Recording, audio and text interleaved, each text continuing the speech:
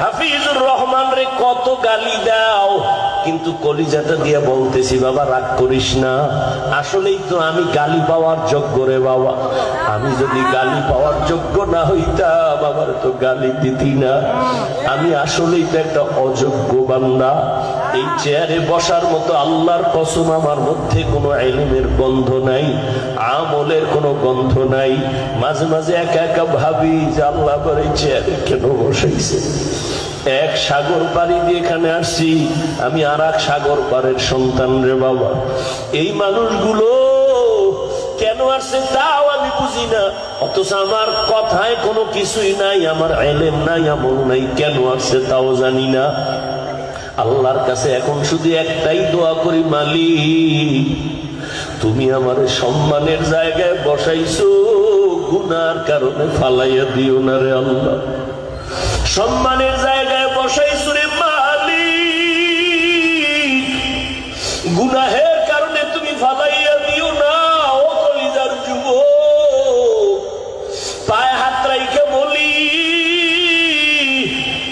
কলিজা দিয়া মোহাব্বত করি রে বাবা। আমি এখানে একটা যুবকেরও হুজুর বানাবার জন্য আসি নাই, ভয় নাই। আমি তোমাকে একবারও বলবো না তুমি স্কুল ছাইরা কলেজ বাদ দিয়া মাদ্রাসায় যাও, দাড়ি লম্বা করে তসবিহ হাতে নাও, পাগড়ি লাগাও, একবারও বলবো না। বরং আমি তোমার পক্ষে কিছু কলিজা দিয়া দোয়া কইরা যাব। আমি শুরুতেও বলছি, আবারও বলি, আমার দোয়া কবুলের খোদার কসম গ্যারান্টি নেই, তবে এই মাঠে বহু আল্লাহর বান্দা আছে আমিন খালি ফেরত যাবে না। আর এটা রসুলের কথা, একজন আর আমিন যদি মজলিসে কবুল হয় সবারটাই কবুল হয়ে যাবে। হাফিজুর রহমান রে কত গালি দাও, কিন্তু কলিজাটা দিয়ে বলতেছি বাবা রাগ করিস না, আসলেই তো আমি গালি পাওয়ার যোগ্য রে বাবা। আমি যদি গালি পাওয়ার যোগ্য না হইতাম আমার তো গালি দিতি না। আমি আসলেই তো একটা অযোগ্য বান্দা। এই চেয়ারে বসার মতো আল্লাহর কসম আমার মধ্যে কোনো ইলমের গন্ধ নাই, আমলের কোনো গন্ধ নাই। মাঝে মাঝে একা একা ভাবি যে আল্লাহ করে চেয়ারে কেন বসাইছে। এক সাগর পাড়ি দিয়ে এখানে আসছি, আমি আর এক সাগর পাড়ের সন্তান রে বাবা।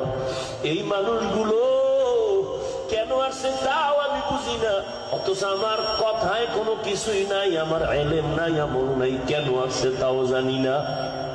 আল্লাহর কাছে এখন শুধু একটাই দোয়া করি, মালিক তুমি আমার সম্মানের জায়গায় বসাইছো, গুনার কারণে ফালাইয়া দিও না রে আল্লাহ। সম্মানের জায়গায় বসাইছো রে মালিক,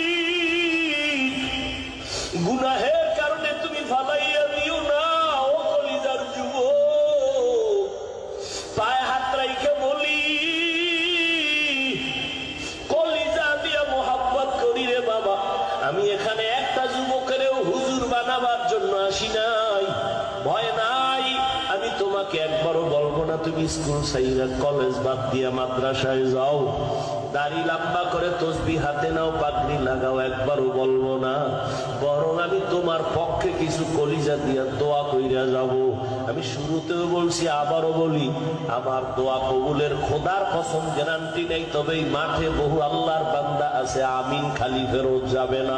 আর এটা রসুলের কথা, একজন আর আমিন যদি মজলিসে কবুল হয় সবারটাই কবুল হয়ে যাবে।